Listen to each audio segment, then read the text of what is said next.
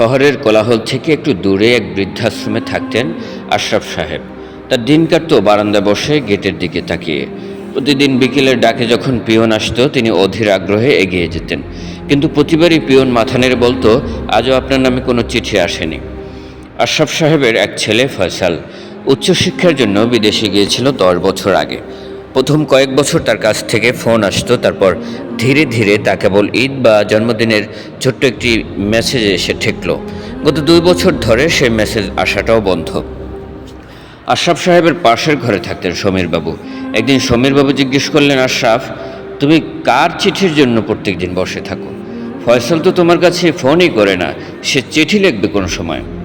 আশরাফ সাহেব মুচকে হেসে বললেন, ও লিখবে, আমি জানি ও চিঠি লিখবে। একদিন হঠাৎ আশরাফ সাহেব খুব অসুস্থ হয়ে পড়লেন। বিছানায় শুয়েও তার চোখ ছিল জানালার দিকে। যদি পিয়ন আসে।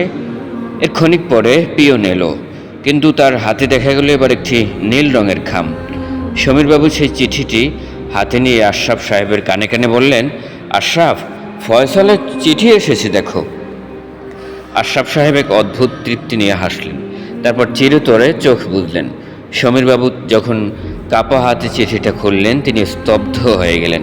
চিঠির কাগজে ফয়সালের হাতের লেখা নেই, সেখানে বড় বড় অক্ষরে লেখা ছিল, প্রিয় বন্ধু আশরাফ, তুমি আমাকে মাসে মাসে যে টাকাটা পাঠাতে আর বলতে আমি যেন ফয়সালের নাম করে তোমার কাছে চিঠি লিখে পাঠাই, আজ সেই চিঠিটি পাঠালাম।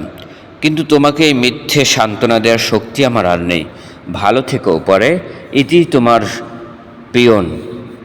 আশরাফ সাহেব জানতেন ফয়সাল কোনোদিন তার কাছে চিঠি লিখবে না।